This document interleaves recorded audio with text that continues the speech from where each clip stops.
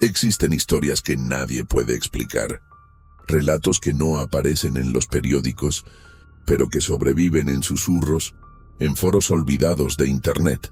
Esta noche, en Umbral Cero, cruzarás la delgada línea entre lo real y lo imposible. Testimonios contados por quienes aún tiemblan al recordarlos. Espíritus que no descansan, voces que llaman desde detrás del espejo, sombras que nunca se fueron.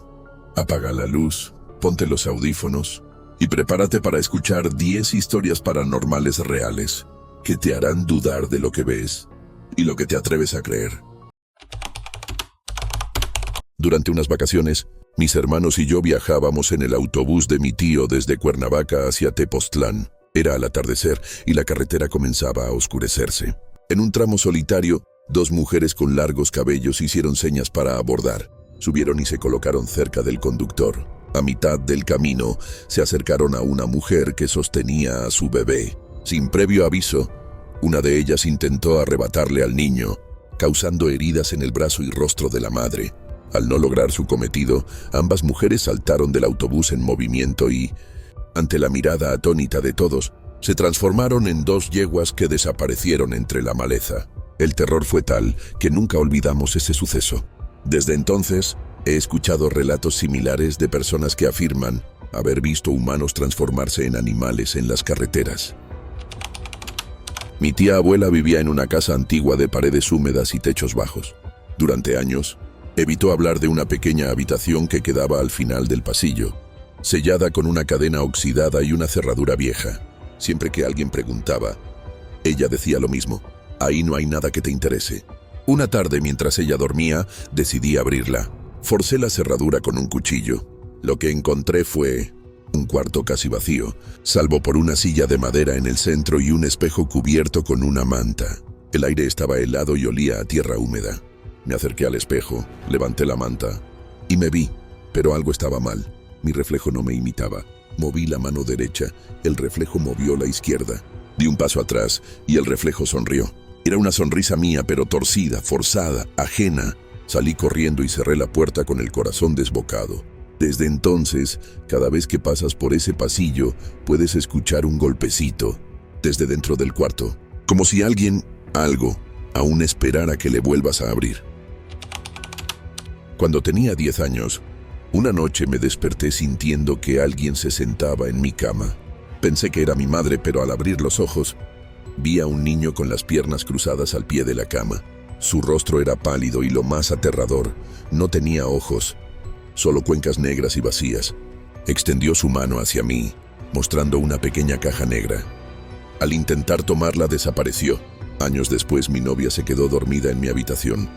Al despertarla, dio un respingo y miró fijamente una esquina del techo. Me dijo que había soñado con un niño sin ojos mirándola desde allí. Tiempo después, nuestra hija de 4 años comenzó a hablar por las noches. Al preguntarle con quién hablaba, respondió: con un niño pequeño que se ha perdido y busca a su mamá. Desde que nos mudamos, esos encuentros cesaron, pero aún me pregunto quién era ese niño y qué quería realmente. Hay cosas que uno jamás debería invocar, porque lo que viene tal vez nunca se va. Hace algunos años, en Buenos Aires, un grupo de estudiantes de psicología decidió reunirse para pasar una noche de juegos. Entre botellas de vino barato y risas nerviosas, alguien propuso algo más. Interesante, jugar a la Ouija. No era la primera vez, pero esa noche fue diferente. Apenas colocaron el vaso sobre el tablero casero, sintieron un escalofrío, como si el aire se hubiera vuelto más denso. La primera pregunta fue típica: ¿hay alguien aquí? El vaso se movió, lento, como si luchara por abrirse paso, hasta formar una palabra. Sí. ¿Quién eres? La respuesta: Nahuel. ¿Eres un niño? Sí. Estás muerto. Subía, pero ustedes me llamaron. Lo que siguió dejó a todas en silencio. Nahuel les dijo que iba camino al cielo, pero que al ser llamado cambió de idea. Dijo que prefería quedarse con ellas. Desde ese día, en el apartamento comenzaron a pasar cosas extrañas. Puertas que se cerraban solas, ruidos en el baño cuando no había nadie, risas lejanas, agudas, como de un niño. Los amigos se reían de la historia hasta que comenzaron a ir a ese apartamento. Entonces los visitantes notaban la atmósfera, pesada, oscura. Muchos sintieron cómo alguien los observaba desde el pasillo. Con el tiempo, las chicas aprendieron algo. Debían pedirle a Nahuel que se portara bien con los invitados y prometían que jugarían con él. Después de que todos se fueran, nadie sabe si Nahuel fue real. Pero todos los que vivieron en ese apartamento aseguran algo.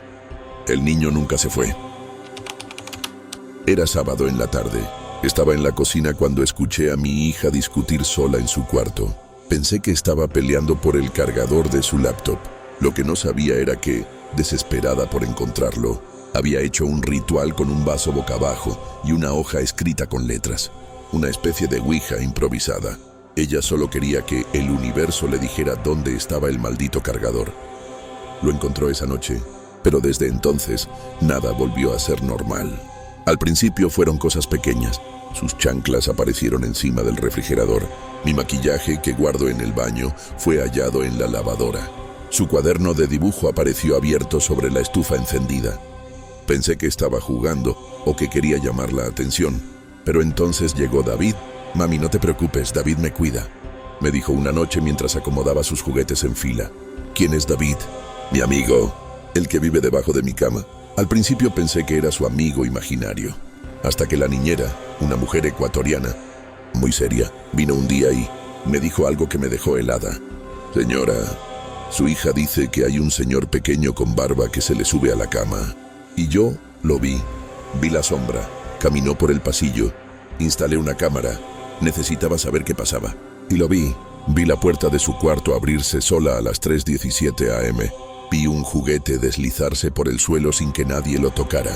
Y vi una sombra, pequeña, baja, deforme, que se movía rápido y después se detenía, mirando directo hacia la cámara. Y luego sonrió. Lo más terrorífico fue cuando, al mostrarle el video a mi hija, ella simplemente dijo: «Ese es David. Me dijo que no te gusta que venga, pero no le importa». Esa fue nuestra última noche en esa casa. Nos mudamos, pero días después la nueva dueña me llamó. «Disculpe, ¿sabe si aquí vivía algún niño travieso?» Le pregunté por qué. «Porque anoche las puertas se abrieron solas y hoy encontré mis chanclas en la nevera». Cuando tenía 9 años, mi madre y yo nos mudamos a una habitación en la casa de una vecina tras su separación.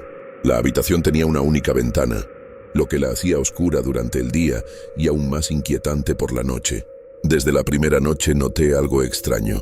Una cara se asomaba por la ventana, mirándome fijamente con una sonrisa burlona. Al principio pensé que era mi imaginación, pero cada noche después de las 10, esa figura aparecía, siempre con la misma expresión. Intentaba ignorarla, pero su presencia era constante. A veces parecía saludarme, otras simplemente me observaba. Una noche incluso creí escuchar susurros provenientes de la ventana, aunque la figura nunca dejaba de sonreír. No recuerdo exactamente cuándo dejé de verla, pero creo que simplemente aprendí a ignorarla hasta que nos mudamos. Sin embargo, esa sonrisa aún me persigue en mis recuerdos. Durante un viaje de trabajo, me hospedé en un hotel antiguo del centro. Era tarde, estaba cansado y solo quería dormir.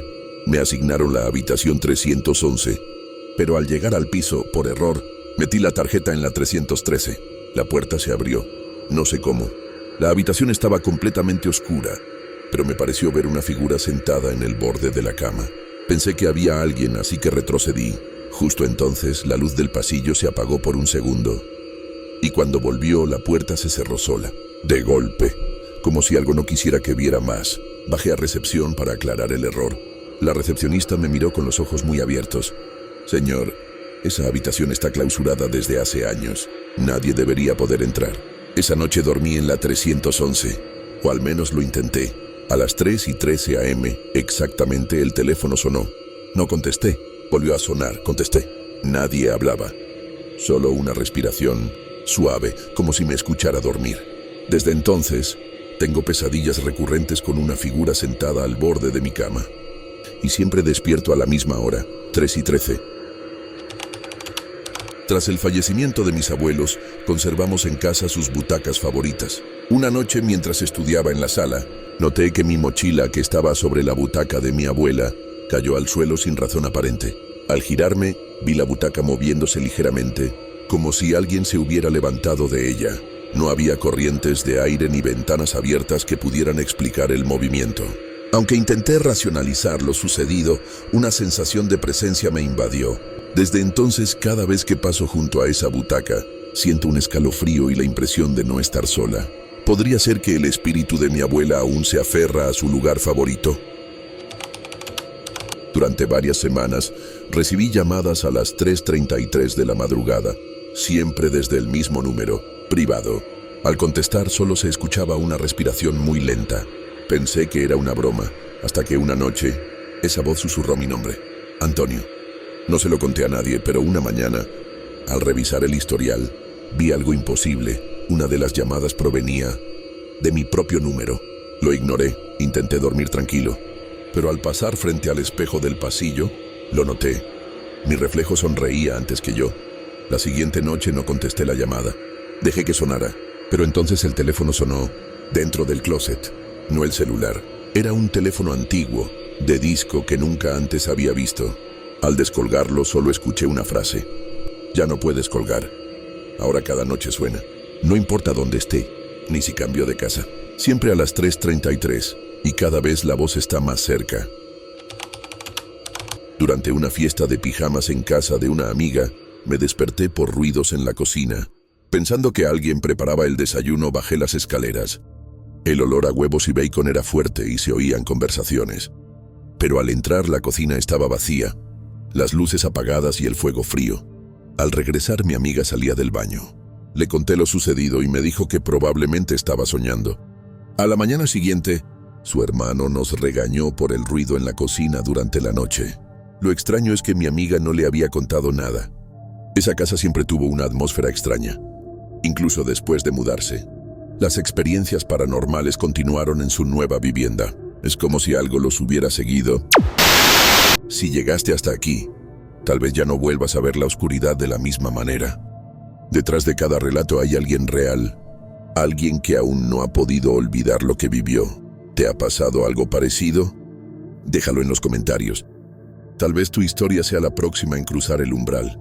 Si te gustan estos relatos que desafían la lógica, no olvides suscribirte, darle like al video y compartirlo con alguien que aún crea que todo tiene una explicación. Esto fue Umbral Cero, donde lo inexplicable cobra vida.